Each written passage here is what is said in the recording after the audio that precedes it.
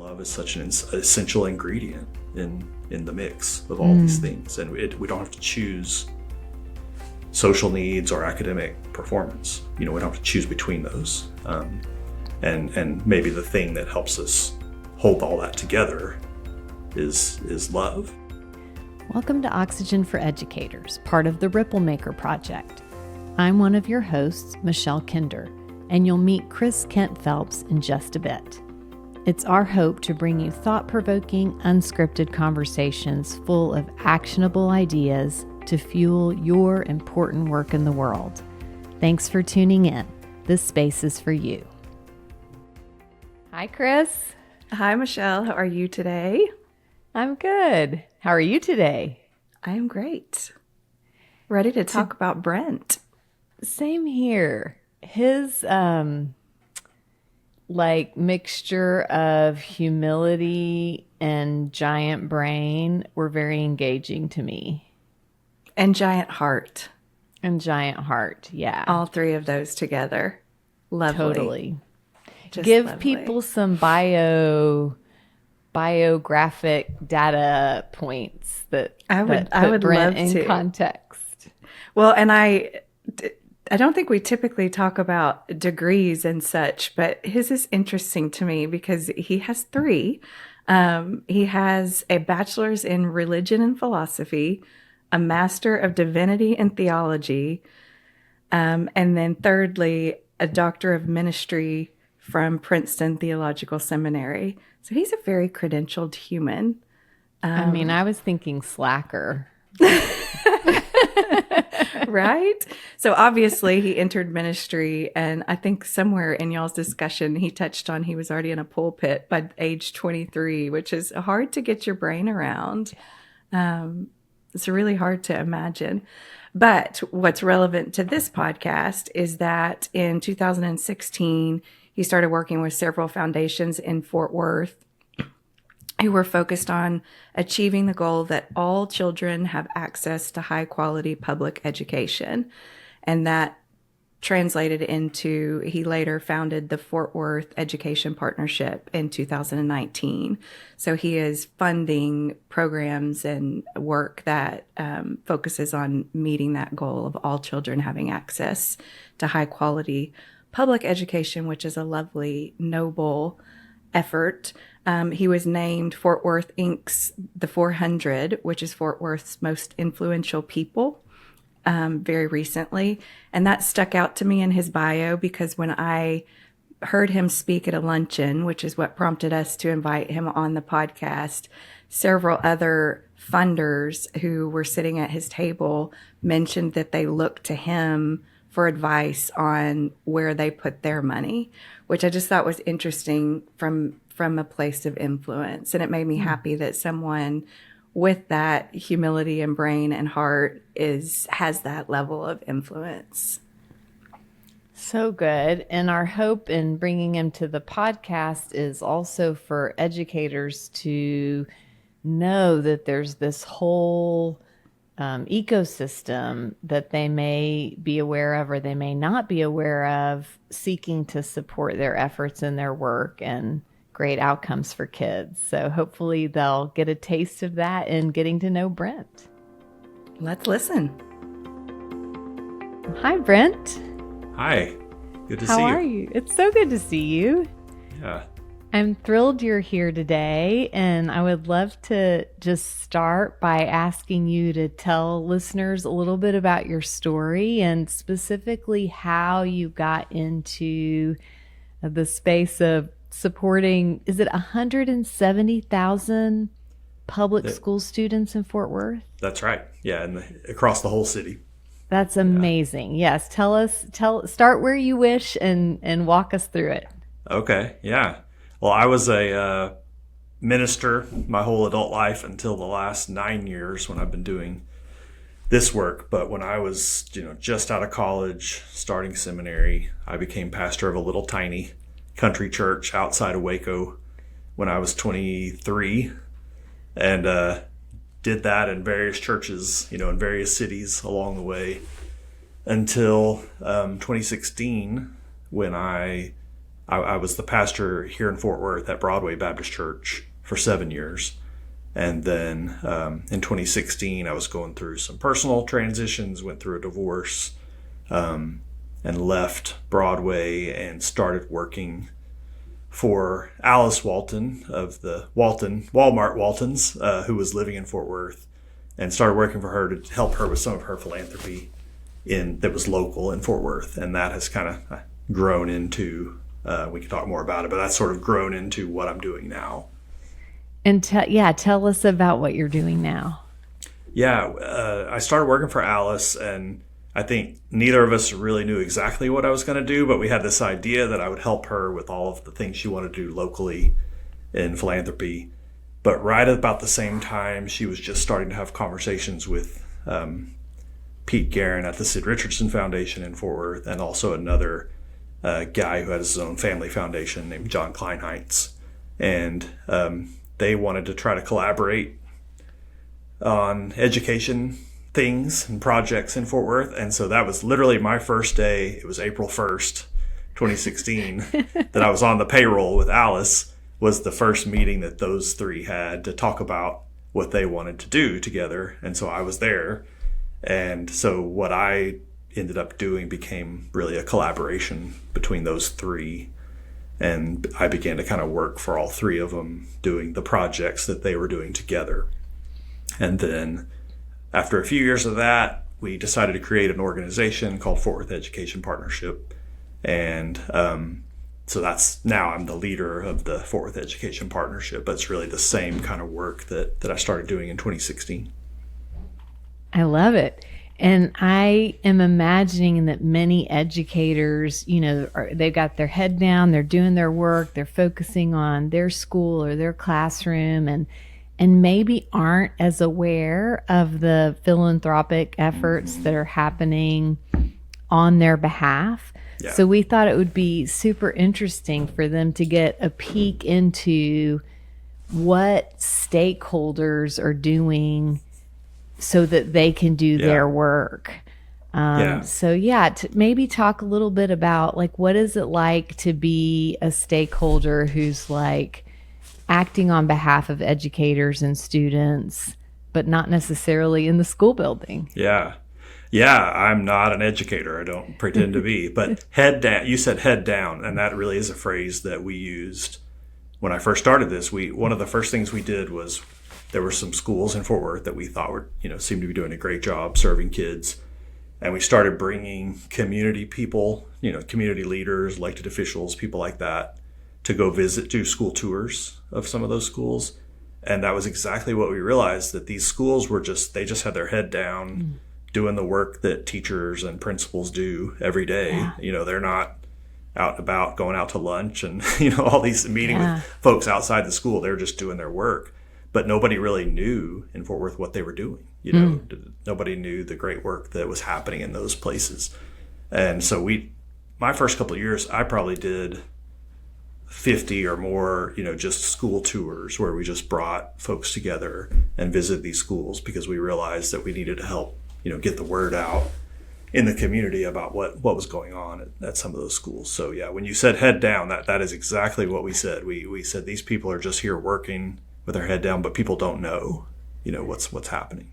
Yeah, there's so much excellence that fails to get reported or highlighted in education. Yeah. And so what we do now, just to answer your question further, we're putting together funding for, schools that are, doing really well in certain areas, and whether that's supporting a new school or supporting programs in an existing school.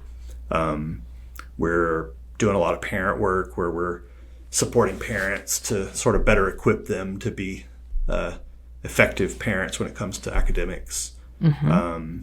We do a lot of teacher preparation investments. So we work with Tarleton State, University of North Texas, Texas Wesleyan right now. Probably going to add one more university to that list, but helping them to convert their what I would always call the student-teacher experience, to convert that to a teacher residency model, where if you just think about a medical resident. So So if you're a teacher resident, you're in a school from, fall through the spring. So for a full year, with real responsibility, not just observing, and you're also getting paid something. So, it's not a lot, but maybe it's $18,000 or $20,000. And the idea is that the pay really helps make that more accessible for more people. It's my own daughter is a fourth year teacher here at Fourth ISD, and if I think about like her student teacher year, you're basically working full time. Right. It's unpaid, and she had a little part-time job that she had to quit. But some people are really dependent on working. So the idea is this stipend really helps make the student teaching experience or the teacher resident experience more accessible. So all that's to say, like we've received a lot of money from the Gates Foundation the last couple of years to really pour into this teacher residency work. That's exciting. Yeah, and we do some other things for like leadership development, like teachers are moving from teaching to assistant principal or from assistant principal to principal. That's kind of, these are different kinds of jobs. Just because you're a great teacher doesn't mean you know how to be a great school leader. So we've invested in some programs that provide those kind of opportunities for teachers. So those are just some examples. But if you think about it, maybe teachers, school leaders who have their heads down don't realize that there's this whole philanthropic community out here really thinking about this stuff every day, working on this and piecing together funding from different sources and, on their behalf. So. Your points of focus make so much sense to me. I mean, if you have great teachers and great leaders, great learning tends to happen, as well as just container that little ones can become the kind of human beings we hope they'll become. Yeah, that's right. Yeah. I would think there would be like some interesting challenges around having that 30,000 foot view that you all have as funders, and in particular visiting places across the country and like really almost in think tank mode, going from that lens to interacting with folks who are doing the work or making governance decisions. How do you do that in a way that feels collaborative and not critical?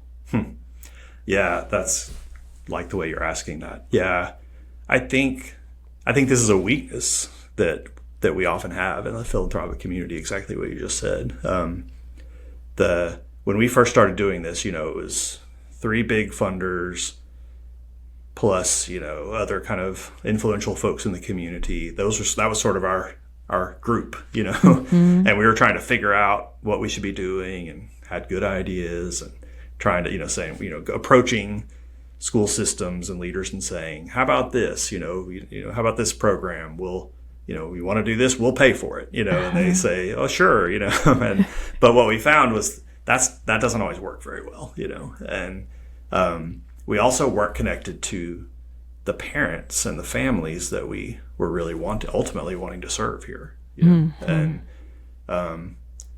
really disconnected, I think, from what do the families that we most care about, which are the families that are most in need, like what do they want? Yeah. What do they need? I can remember realizing I don't know anybody, any parent at any of the schools that we support, and so that's one of the reasons we've really invested the last few years in parent work, parent advocacy, parent organizations, things like that. But I think you asked specifically about teachers and people kind of on the ground. I think that's probably a weakness of ours. We don't have mechanisms where we're engaging with teachers as much as we probably should. My wife is a teacher at Tarrant County College, and one of the things we've given a lot of support to are early college, high school programs, dual credit kind of programs, and I'll definitely hear her perspective on some of that sometimes, because there are things about that are challenging for the professor at TCC. You've got a focus group in your own living room. Yeah, so I get some input on that from her. Yeah. You're so humble, and I know the Fort Worth funding community, they're extraordinary and they're really unique. Like the way they work together and impact each other, and the way they interact in a way that works hard to create that thought partner vibe. We definitely had that experience in different roles I've had. Can't say enough good things. But I'm so excited by what you said about some of the blind spots that are getting like leaned into, like really understanding the parent community and what they want, understanding the teacher community and what they want, and then kind of stepping in to float that, while of course also bringing in ideas and thoughts, but not like, this is going to sound a little, I don't even know how this is going to sound. I'm just going to trust us to kind of muddle Right. through it. But Right. there's like a vibe between funders and nonprofit organizations or schools that, rather than like it being this energy where everybody's making each other better, there can be the energy of like, I'm going to only present my best face in a one-dimensional way in hopes of not tripping any wires and getting the funding. And so it like ends up being more of a flat exchange as compared to a really alive partnership where everyone brings what they know. And I've experienced both. And a lot of my best experiences have been with the Fort Worth funding community, but I just would love for you to sort of speak into that, because I know you're a systems thinker. Yeah, I think I think what you're saying about the Fort Worth funding community is right. There's a collaborative there's a bent toward collaboration there, both among all the different funders. I mean, we have regular gatherings of the education funders in Fort Worth, and everybody really kind of sees themselves as working as part of a team. Yeah. So there's that, That's good. And I think, there's a power dynamic there with the funders and the nonprofits or the schools that you have to be wary of, I think. You clearly, often what you're getting is what people think you want to hear. They know the things that we like to fund, and so there's that sort of part of it. There's also I kind of mentioned this before, but let's say a nonprofit organization that serves schools in some way, comes to us and kind of pitches their thing, and we think, oh, this sounds great, and then we go to the school or actually in our case it's probably more maybe to the superintendent or somebody in that kind of role, and say, we heard about this great program, what do you think about this? And like I said, we'll pay for it. And then they say, okay, we'll do it. And then what often happens is it really wasn't the thing that they most needed or most wanted, or they had other priorities, and it gets kind of maybe it gets kind of halfway implemented, honestly, a lot of times, because it really wasn't the thing. It was free, so we'll do it, but it's not the thing. And so I know the folks I work with, we've tried really hard lately to, when we kind of get that meeting with the nonprofit or the service group, is to say, okay, why don't you talk to the school, talk to the right school folks, and if this is something that they feel like they really want, then let's have it come from them. Let's have them come to us and tell us that this is the thing that we want, and then we can talk about funding that for them. So it's just a small thing, but just a shift in approach that we've kind of learned to have. It doesn't feel small to me at all. It feels huge, and it feels like there's implications for that tweak all through the system. Like school leaders, are you imposing something versus co-creating with your teachers? District leaders, same with principals. Like it feels like more of like a meta lesson of like, where does the power sit, and And are those people making decisions based on their lens alone, or are they actively bringing in the lenses and voices of other people, specifically the folks closest to the action? Yeah, right. That's right. To develop like a path forward, including parents, as you said. Yeah. I think this was during COVID.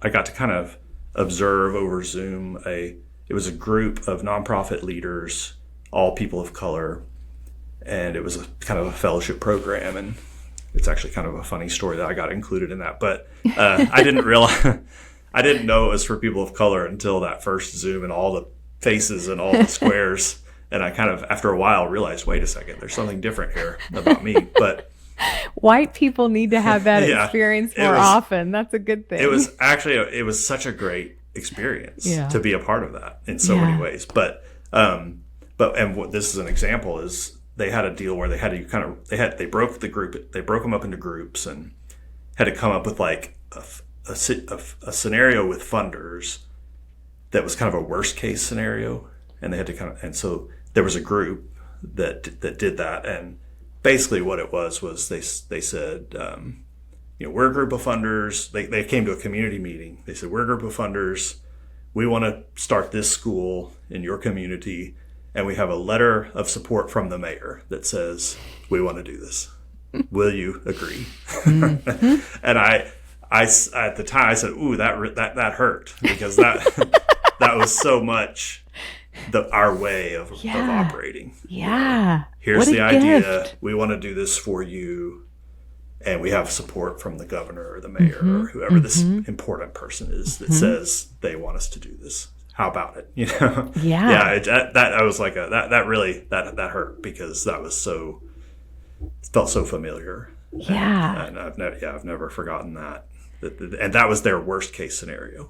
Yeah.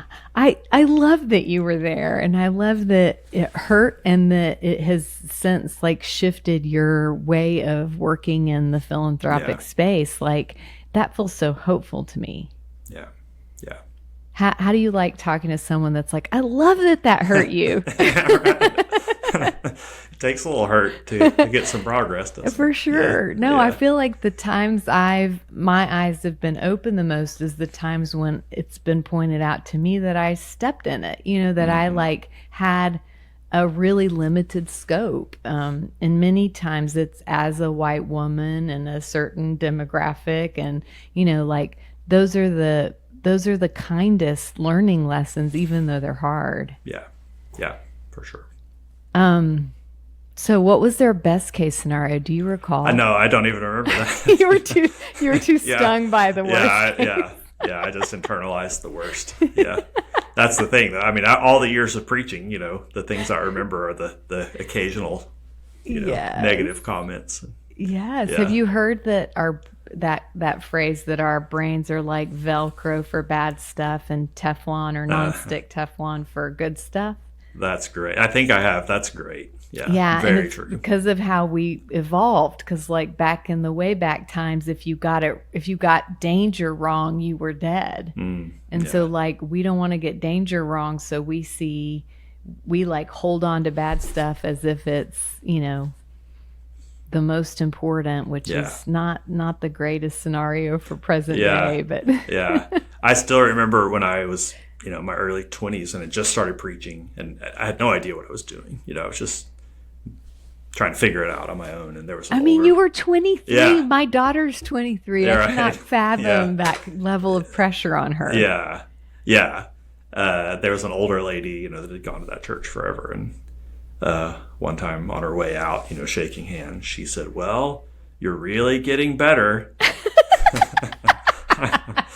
I'll take that as a compliment. I think I know what that meant. But, oh my gosh. Yeah. Too funny. This is a rabbit trail, but have you been watching the Gemstones or whatever that show's called? Yeah, I haven't seen this latest season, but I've seen the ones before. Yeah, I love that. I think they do such a good job of like intellectually, while completely nutty ways, pointing out some of the patterns in that world. Yeah, totally. Yeah, it's great. Hi, I'm Katie Worden, producer of Oxygen for Educators. I want to spotlight our sponsor, TAKEAWYS. TAKEAWYS is an elementary school program that pairs innovative content with a tactile tool in daily practice to teach children to self-monitor their own words and actions and their responses to others. It's a proven tool that reduces behavior incidents by 66%. Through daily self-reflection, students build self-awareness, self-regulation, and meaningful connections. TAKEAWYS is a light lift for teachers with a big impact on student well-being. Go to TAKEAWYS.com to learn more and become a TAKEAWYS district. So let me shift gears on you Yeah. just a tiny bit. You recently gave a speech at a Communities in School. Was it like a celebration? Was it their annual? Yes, kind of an annual fundraising Yes. gala event. type Yes, and rave reviews about your remarks, and people were pleasantly surprised by your punchline of what's most important in schools. Will you talk about what you said and how you came to believe that? Yeah. One of the things that our organization has found ourselves doing the last few years is talking about how the kids in our schools are doing academically in Fort Worth. And so that's kind of become our thing publicly. Yeah. Is we put out this report every year that just tells, based on the state testing, how many kids in Fort Worth are at the meeting grade level standard on the state test. And we do it for the whole city, so that's across. So it's not just Fort Worth ISD. It's all the schools that are in the city of Fort Worth. So that's 12 different school districts. That's like 12 or so different charter schools, charter networks. So it's everybody. So it's not targeting, Yeah. a particular system. It's just talking about how our kids in our city are doing. And so we've been doing that. And the truth is, it's not a very positive assessment. It's in Fort Worth, it's about 35% of kids across all subjects are meeting grade level standards. So, and it's been about that way the whole time we've been doing it, little varying degrees. But so it becomes it's not a good story. Yeah. And but we think it's important because, again, it's not about criticizing anybody. I try to think of it as a diagnosis. Yeah. It's there's a Buddhist thought that accurately perceiving reality is a moral act. And so I feel like what I'm trying to do is just help our community to accurately perceive the reality that we're living in, which is that most of our kids are not on track to have real choices about what they're going to do with their lives once they get out of high school. Yeah. Because nobody loves the state test, but the reality of it is that if you're not meeting grade level in third grade, there's actually a very small chance that you're going to be getting a 2 or 4 year college degree later. It's less than 2%. So it's a real, there's real life results Long that come term. from that. Yeah. Implications. Yeah. So we've been doing these reports and talking about that. And So before you go on, Yeah. I just want to say, that is so generous and powerful to come at it from let's tell ourselves the truth so we can make a plan versus let's just wish this wasn't happening and keep throwing money at it or efforts at it or whatever. But those are likely mismatched because we're not really looking at the hard truths. That also to me feels like it has implications for anyone listening.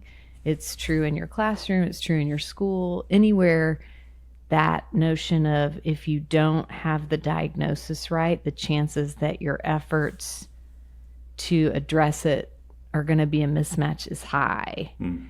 Anyway, so that's just an aside kind of, cheering you on for that clarity, but keep going. Sorry. Yeah. And just one more thing on that. I think with the way with politics today around education, it's hard because, you want to be supportive, of public education, and or some people do, I do, but and sometimes being supportive, what that looks like is just sort of unconditional, positive statements about it, or defensiveness even about it.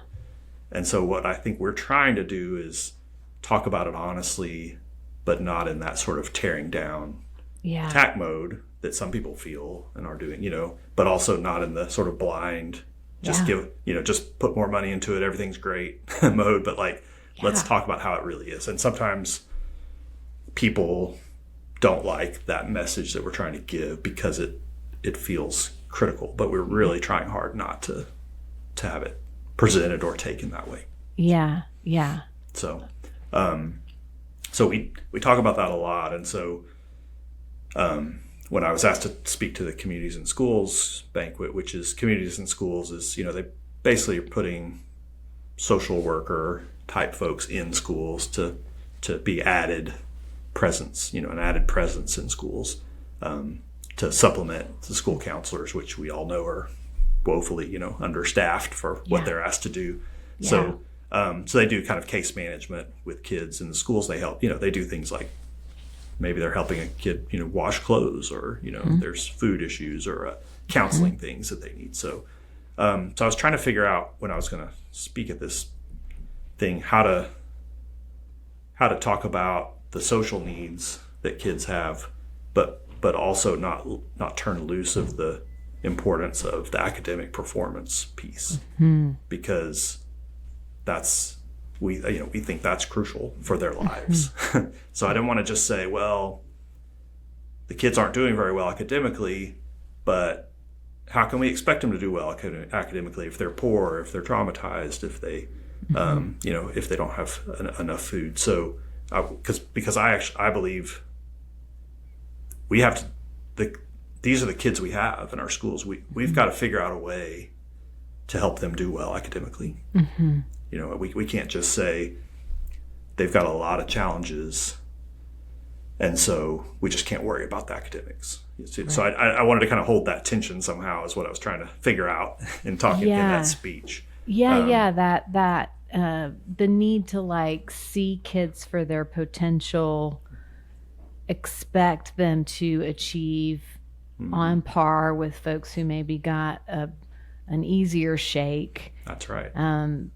But at the same time, then how does it land on us to address access, opportunity, supports, all that? That's right. Yeah, holding those expectations, which are so important, while also bringing in the support. So that's what I was trying to think about. That's what I was trying to figure out with that speech. Yeah. So what I did was just talked about what I've already said to you, kind of about how our kids are doing academically, that I think it's a crisis. It's a civic crisis because of what it means for our city.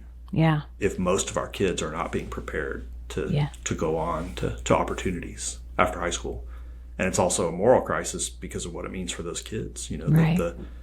If you think that for so many of our kids, for most of our kids, when they're in third grade, the door is already starting to close on them for their opportunities. I mean, it's a striking thought, really. So I kind of talked about that, but then I wanted to acknowledge that I was trying to think, what is the role of a group like Communities in Schools? And I think, I remembered visiting a school in Nashville, Tennessee a few years ago where the school leader was talking about their core values. And, we've all seen those kind of presentations and excellence and unity and all those things. And he said, our core value is, and it was the word he used was just not one that I'd ever heard a school leader use about his school before. He said, our core value at this school, this public school, is love.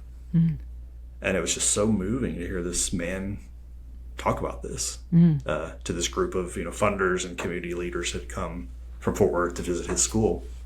I never forgot that. And so I think in the case of the Communities in Schools, what I was trying to say for them is they're bringing love to the mix in this. We're talking about academic outcomes for kids, but These kids have all kinds of needs, and what Communities in Schools is doing is bringing love into it, and love is such an essential ingredient in the mix of all these things. And we don't have to choose social needs or academic performance. We don't have to choose between those. And maybe the thing that helps us hold all that together is love.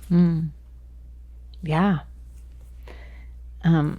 It's also interwoven, and the idea that you could parse any of it out feels a little silly, but I know it happens in schools all the time, that there's an attempt to sort of parse it out and prioritize it, but it's it's a blended soup. It's not, That's you right. couldn't even just be give me that potato. It's blended. Yeah, totally. Yeah, if a third grader is struggling to read well, it would be love that held him to a higher standard, and provided him the support he needed to improve his reading, and all the things that are going on in that child's life and the needs that child has are obviously making it harder for him or her to learn to read well. Yeah, like you said, it all mixes together. Yeah. All of the needs, the access, the opportunity, the social, the emotional, the academic. It's almost like false dichotomies that we've created. In some ways, I'm puzzled by a lot of the conversation that happens in the state around the differences, because you just can't parse it at the end of the day. And we wouldn't parse it for our own kids. That's right. You would never be well, I guess if I have to pick, I'll have her be academically successful, and it's okay if she's kind of a jerk. No, right. we would never, we Right. have the assumption that they're going to develop in all their areas to their fullest potential, and we have the belief that they can. Yeah, that's right. It's so helpful to think about what we think is good enough for our own kids, and because on the other side of it, we wouldn't say, well, as long as they're happy and feeling good about themselves, I don't care if they can't read well. Right. Be well, she's cute. Yeah, that's right. No, thank She's you. nice to people, I mean, she can't do a math problem, but Right. It seems ludicrous. I Yeah. know we're being silly, but the way decisions get made actually act like it's like that, but it's so isn't. yeah. It's interesting. I mean, I hear people often on the sort of compassionate side of the political spectrum say things like, they don't say it exactly this way, but I think what they're saying is, well, we can't really expect these children to excel academically because they have XYZ problem at home, or and that I think people who say that are mean well. Obviously, it's a mean well kind of a thing, but I think that's a mistake. To what you're just saying, to separate those things out. It's a mean well, but it's an assault. To me, anytime you are lowering expectations because of circumstances, everything interpersonally shifts. And so if we want the interpersonal interactions day after day happening between teachers, administrators, kids to be the kind of interactions that would set someone up for success, we have to assume that kid's going to succeed. Yeah. A friend of ours, there are these studies where they've looked at expectations in the classroom and how it changes how the 1,000 little interactions that take place throughout the day. I also have a friend in Fort Worth who has adopted children, and 2 are Asian and 1 is African American. And she has talked about the different experiences they have when it comes to expectations for them in school. That it's just, I mean, it's such a unique situation.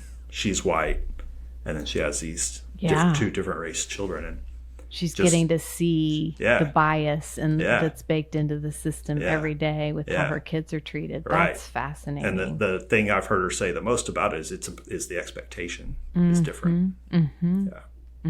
Man, see, when you say that, I'm like, oh, to live in a world where we were all so curious about dismantling that we just dove head first instead of the world we're currently living in where it's borderline criminalized to Right. even talk about it, Right. makes me very sad. Yeah. Right. So let me ask you this. This is a little bit of a segue. You have a background of deep thinking, accessing wisdom traditions, really like paying attention to the big and the little pictures.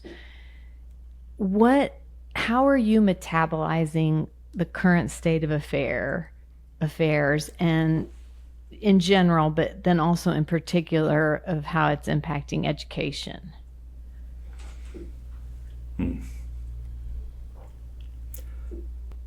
Yeah, I have tried this, well, for the last several years, I guess. I'm thinking of several things at once here. So I think one is social media. I mean, I used to be pretty big on that. I used to, especially when I was a pastor, I made a lot of use of social media personally and as in my role as a pastor. And, I've gotten off of that completely the last few years. Tell us why. Because I have too, but I'm just curious what your decision making was about. Yeah, when I got off of it was right after the January 6th, 2021, and then the Biden's inauguration. Those for some reason that was sort of the time, and I think it was just. The politics, the political implications, and the behaviors that were associated with social media and connected to that over the past however many years had just finally sort of hit home to me. Like, I don't want to be a part of that. But then for me personally, I think I just realized, and I don't think this is true for everybody, but it's true for me that it's just not good for me personally. Like, I'm a person who I care about what people think. I like getting positive attention. I like writing something and having a lot of people say they like that, or whatever. Yep. And it just wasn't good for me. It's one of those things that for me personally, it's just a bad combination, of things for me, like sort of my soul and my health. So, and I was so afraid when I got off of it that I would be missing something. And that was the biggest thing. I thought, I can't get off it because I need to have my, finger on the pulse, of what's happening. And, it turns out I've realized I haven't missed anything, and whenever I've had a chance to look at Facebook or something, I'm like, oh yeah, like I'm not missing this at all, Yeah. So that's one thing for me is just getting away from that whole world. I feel like, it's like you have a finger on the pulse of a false world to me. Right. It's like an artificial world that has body snatched us from our actual life. Yeah. When I got off of social media, I was like, I just saw things in my actual life differently, much more compassionately, much more us and us versus us and them. Much more guided on what I could do that impacts the people around me, instead of that sort of like moral exit ramp of, well, I tweeted about it. Right. I've done my part. Like, it's very interesting. Like, the collective coma around that being real life and plugged into what's happening. I think it might be the opposite. I think it might be numbing us from plugging into our actual lives.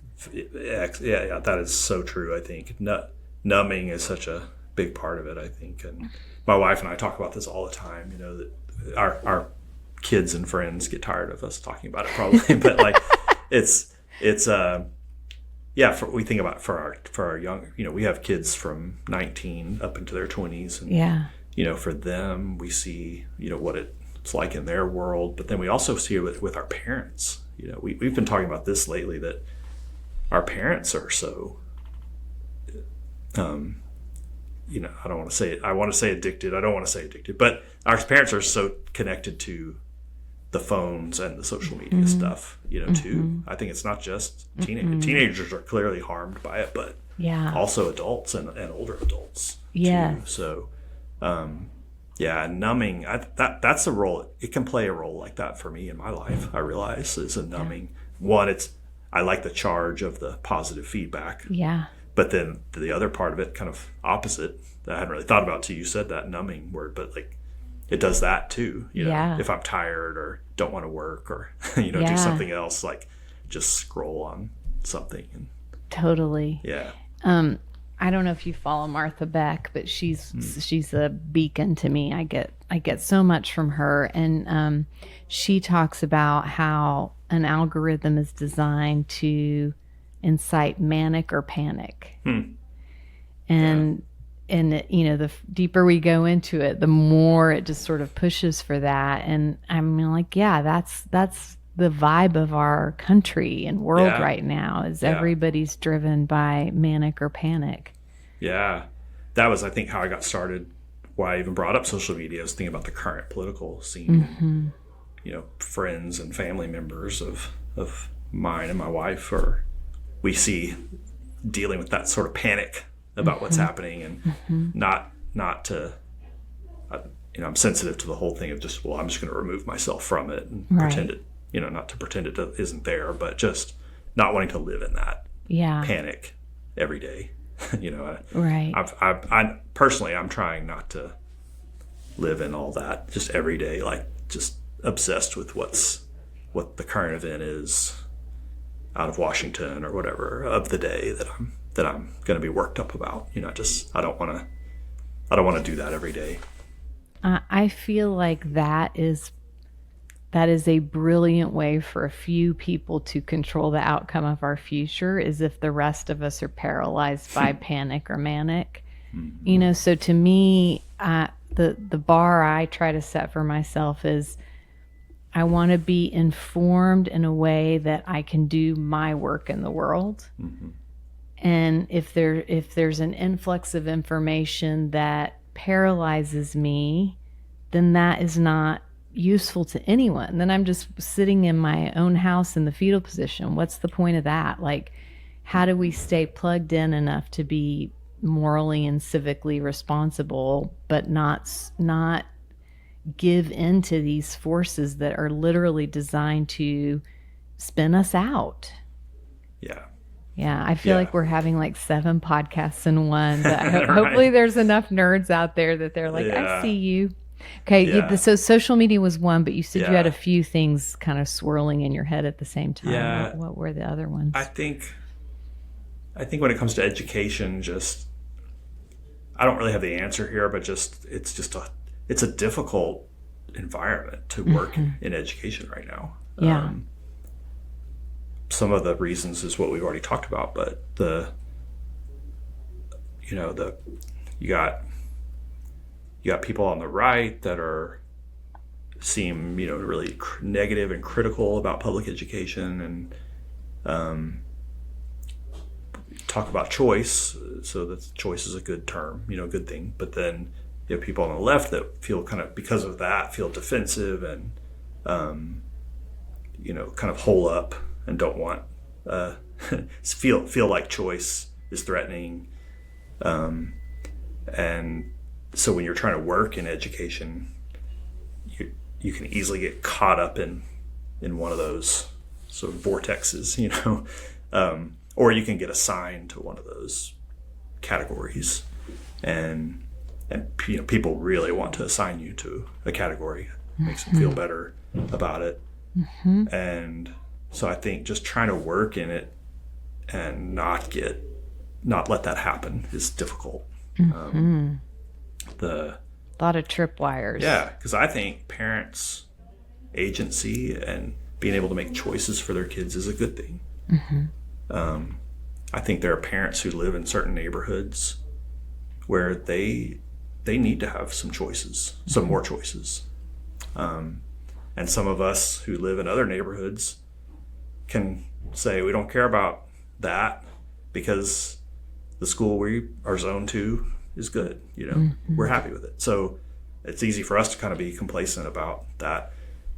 But then I also don't want to be put in the box of some of the folks on the right who are trying to, who are perceived to be, attacking public education or, that sort of thing. So, or trying to co-opt it for religious reasons or, all those things. So I think trying to navigate between all those things is very challenging. And I would imagine,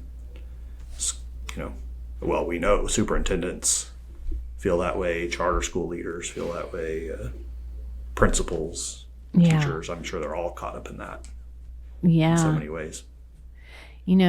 From starting 2019 to now, I've worked with lots of different schools across the country and have gotten to kind of like dip into their system for a little bit and then dip out. So, very surface level understanding, but over and over and over again, in private schools and public schools and charter schools, what I'm hearing is the feeling like we're not all pulling on the same side of the rope on behalf of kids anymore is what's causing so much heartache and heartbreak. It's like teachers in schools feeling like they're suspect somehow, that the ways that they're getting caught up in the political reindeer games you're talking about, like it's just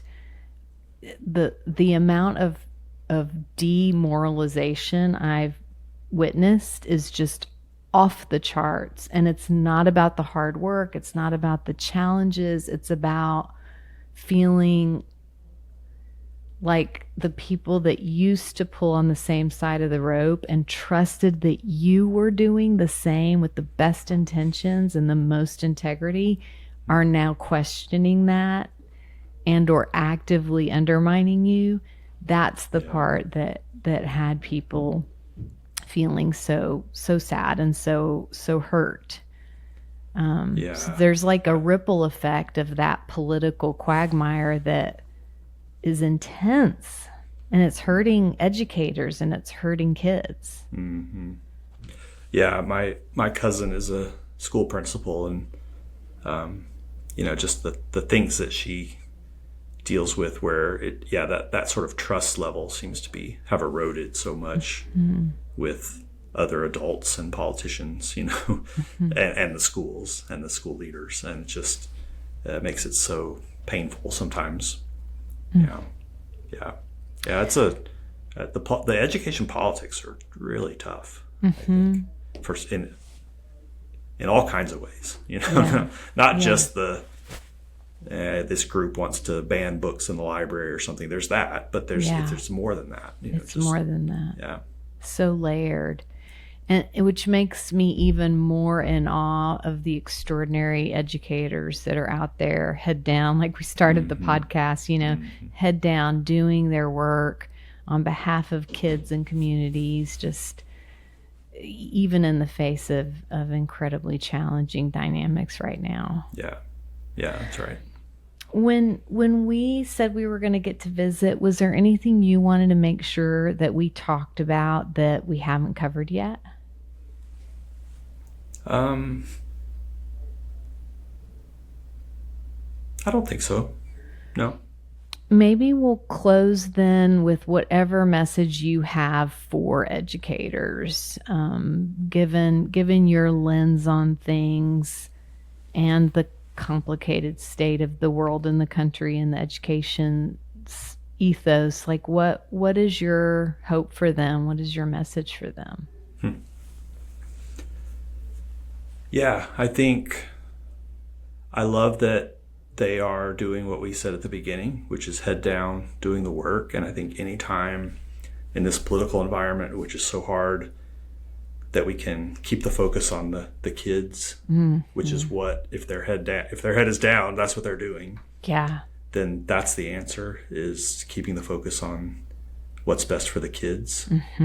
And the hard politics on both the right and the left take us away from that sometimes and lead us into all these other realms about various issues. But so I think the focus on the kids, and then I think just kind of what we touched on earlier, but for those who are doing that work to know that there's a community out there that is thinking about your work all the time and valuing it and thinking about ways to support it and strategizing about it, and not just to support it for the sake of supporting it, but again, for the kids. Like, we're doing this together for the kids. Yeah. So it's not just about supporting teachers and school leaders, which is great, but it's about what we're doing together for these kids who need it. So just to imagine that there actually are people that aren't coming to the school board meeting and complaining about the books and library or whatever it is, but who are actually out there doing this and putting some money behind it. And that my wife Jamie, this was several years ago, sent me an email where somebody had written something about this word pronoia, and I'd never heard that before, but I think they made that word up. But what they said was, that we know the word paranoia, that to think that the world is conspiring against you. That they said pronoia is to believe the opposite, that the world is conspiring for you, and that there are forces out there that are actually working in your favor. And so I think if you're an educator, it's easy to be paranoid in today's climate, but to have a little bit of that pronoia too, that there's a world out there that's working for you and on your behalf and conspiring, for you and your work for the kids. Oh, that's so nice. Yes, may they feel that and know that at the deepest level. And may we hold ourselves accountable to having our head down on behalf of the kids as well, like all the way up and down the system, including including the political decision makers. We need to hold every one of us accountable to acting on behalf of the kids instead of political whims or special whatever. Yeah. Right. Because that's the only way to, I think, in a world that has so many competing interests, if the kids is at the center, then all these different interests and perspectives can actually intersect there. Yeah. Yeah. Thank you so much, Brent. Thank you for what you do and also for hanging out with us today. Oh yeah, really enjoyed it. Love talking to you. Same here, and we'll keep the kids at the focus and keep pulling on the same side of the rope. Yeah. Okay. Sounds good. All right. Take care. All right. Thanks. Bye. Bye. All right. So that wraps up our conversation with Brent, and now we get the privilege of picking out a few things that felt extra sticky for us. What are you thinking, Chris?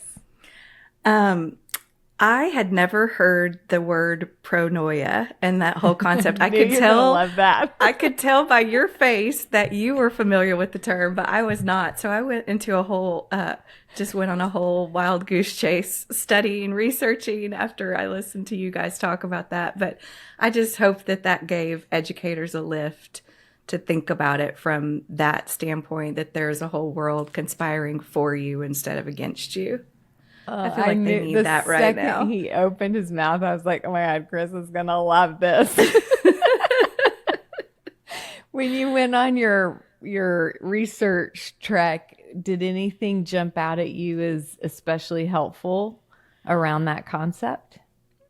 Well, I liked the definition in general. Pronoia is a state of mind, often considered the opposite of paranoia, where someone believes the world is conspiring in their favor or that they are blessed with positive outcomes. It's a sense that everything is working out well, even in challenging situations, and that people and the universe are working to support them. And then it talked a lot about if you live with a sense of pronoia, you have enhanced well-being because it promotes greater happiness, optimism, and a more positive perspective on life. So that just made me happy. That's so lovely. And it's very congruent with that ventral vagal nervous system state. I know we've talked about this a million times, but it's like you're wearing glasses. And when you're in that regulated nervous system state, you see the world through pronoia lenses, the assumption that things are working out, that things are moving in the right direction, that we're all in it together. All of those things are accessed from that ventral vagal nervous system state. I love that. And it's just a good reminder to watch yourself when you start going down the opposite path. Mm-hmm. Mm-hmm. Yes. Watch yourself. And then as long as you even just have the slightest connection to that ventral vagal part of yourself, then you can ask yourself what else could be true. If you start going into more of that paranoia space, like, are there alternative versions of this? Like if I was in a different nervous system state, how would I read this situation? And just that gentle inquiry can really shift us away from narratives that we believe are truth with a capital T that feel oppressive to us and limit our capacity to show up in our lives and in the world. I felt My like voice just got so gravelly. I feel like I aged 80 years in 30 seconds. Did you notice that? No, Suddenly I was notice like a 95-year-old version of myself. It was so hey, weird. Mama. Yeah, I was Mama. I turned Mama in 30 seconds.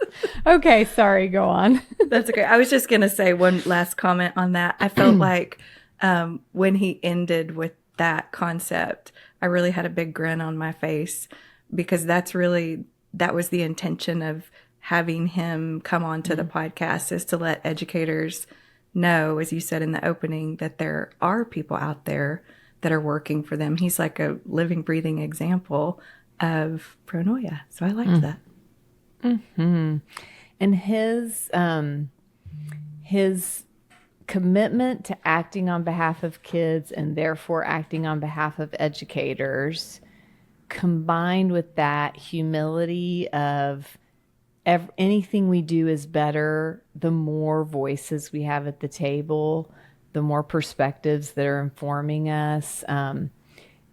That was very inspiring to me because I've seen it both ways, or I guess there's multiple ways, and I felt like he was coming at it from such a grounded, open-eyed, open-hearted place of like, to not just believe his own eyes all the time, but like really listen and seek to understand the experience of the educators, the experience of the students, the experience of the parents, and let funding decisions be fueled by what they think they need, even if it's sprinkled with something that the funders have learned from their 30,000 foot, what else is happening in the country that's innovative, that sort of lens. He just captured that to me in a way that felt true. It brought up Brian Stevenson's work around proximity to me. And just thinking about, I think I jotted down one of Brian Stevenson's quote, just when you are proximate, you discover things that couldn't be discovered absent proximity. So even how he started with going to tour the schools and then having the realization that, wait a minute, even though I'm touring the schools, I don't know a single parent. I don't know anybody in these schools, and realizing you had to make those connections. And he even still commented that it was probably a weakness of their systems, that there's not more of that, more of the educator voice. There's a saying, nothing about us without us. Have you heard that? Mm-hmm. Which to me is what he's aiming for. And I do think you're swimming upstream in philanthropic waters, just because of the long history that operated in a really different way. I think he's he's swimming upstream a bit in terms of trying to be in that head and heart space. But I feel like he has that North Star of like, I don't know everything. I'm never going to know everything. If I can widen the circle and get as much input as possible and really pay attention to who's driving what decisions and how we show up as partners and funders, not just, I'm not even sure how to describe the alternative, but I feel like he made the other come to life in the way he presented himself and their work. And also in the story about being on the call and the rest of the group was assigned to write the example of how funding is done wrong. And they talked about you show up with the proclamation from the mayor and are ready to create this program that nobody that's supposed to benefit from it really wants. I loved that. It was just story. a great story. It was a great story. And I loved that in that call, he showed up and said, "Ooh, that stinks," because I see myself in that. I think there's 100 other people who would have been like, "Oops, bad connection, I'm out," or just stayed silent, or, he's so like, he seems emotionally nimble, emotionally available, that he was like, "Oh, I see myself in that," and then just stayed in the conversation. And we've had other people on the podcast talk about the importance of educators using their voice. And I hope that listeners hearing him say he knows their voice needs to be incorporated into the solutions, I hope that's inspiring to our listeners. Mm-hmm. Tying that together. Mm-hmm. I also really loved his description of how they're trying to tell the truthiest truth about the data and about the state of kids in Fort Worth, and a real sort of like, we used to say, like, all kids are our kids, like that's how I felt like he sees it. It's like, these are our city's kids. So we all are stakeholders. We all hold, he called it a civic and moral responsibility. And I loved his civic and moral crisis. He even used the word crisis. Civic and moral crisis. Yeah. If our kids aren't prepared. Yeah.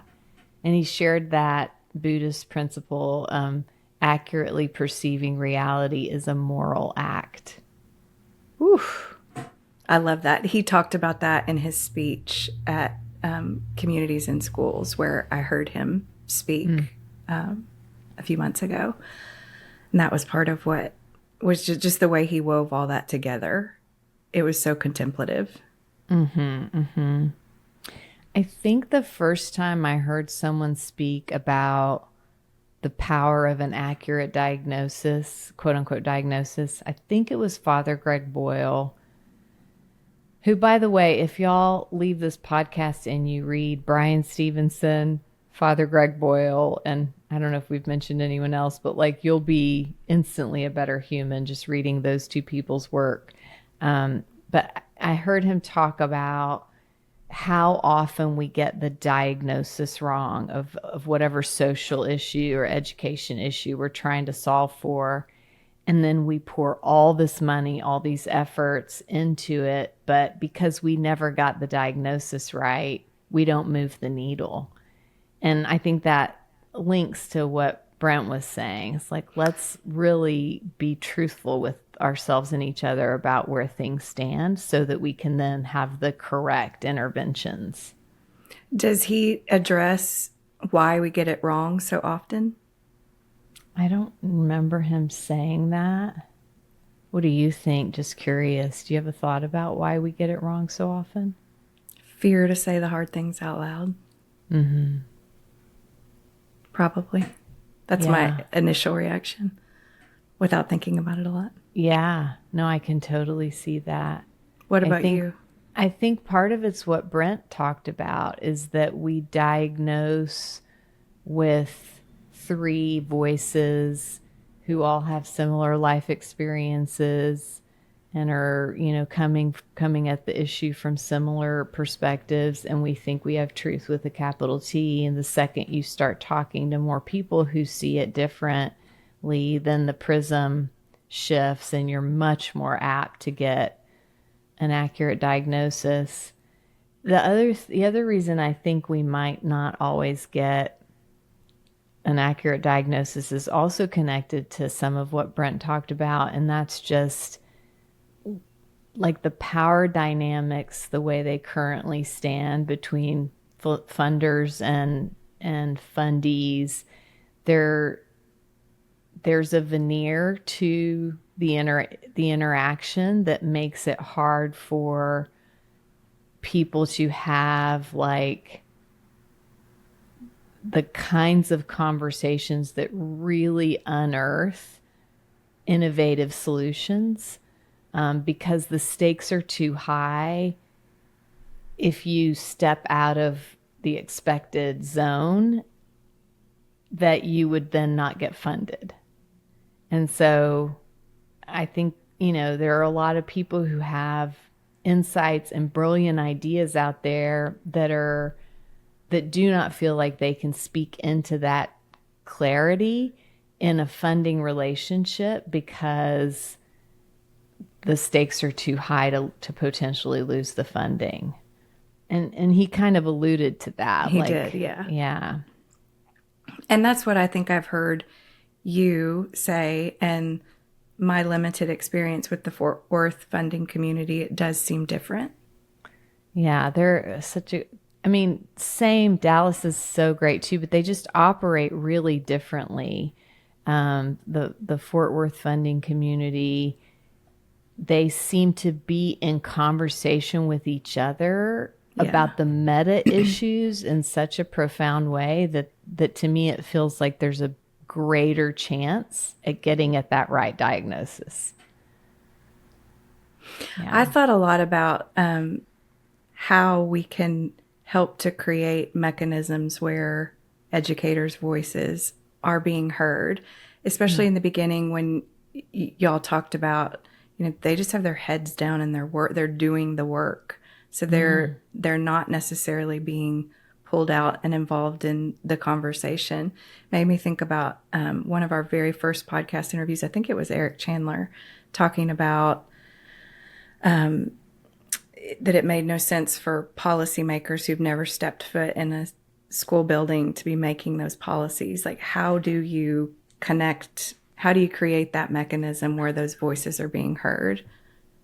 I know we're trying to do some of that, but it's important. Yeah. It's so important. And how do you funnel those voices into the people who have power that are interested in hearing it? Because I think it would be naive of us to presume that's true of everyone. I think there's a lot of people who are making decisions about where education goes nationally or in Texas that would not be received no matter how well the mechanism. They're not interested. But then there's the Brent Beasleys of the world who, boy, it would be so fun to somehow crack the code on getting information funneling up to people who would receive it as the gold that it is. Agree. Those are my main ones. Do you have anything else on your list? Well, I was grateful that you asked about the speech that I had the privilege of hearing him deliver, and just his discussion around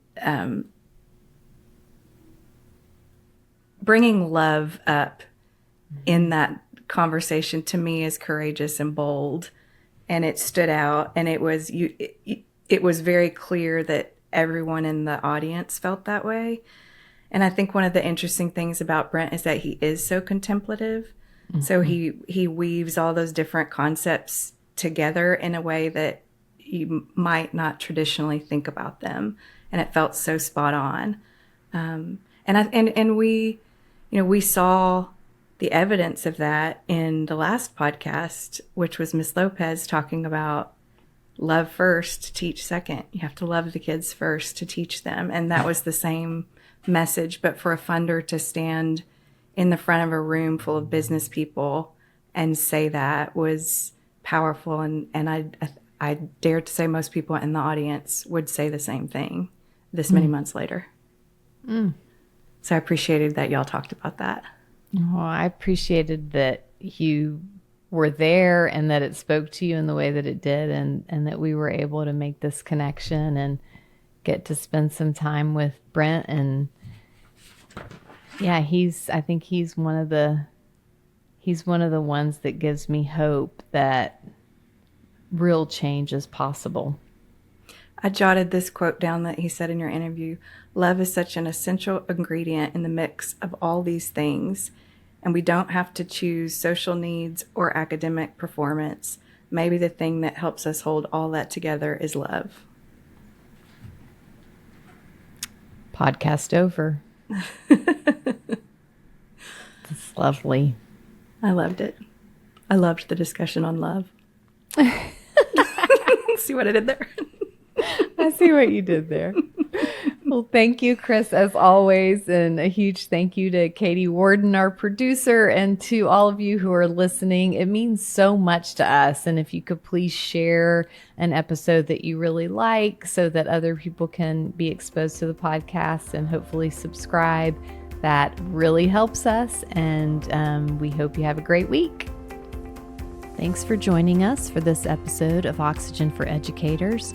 Please like, share, and follow, and if inclined, leave us a 5-star review so that we can keep making content for you. Let us hear from you if you know someone we should interview or a topic we should cover.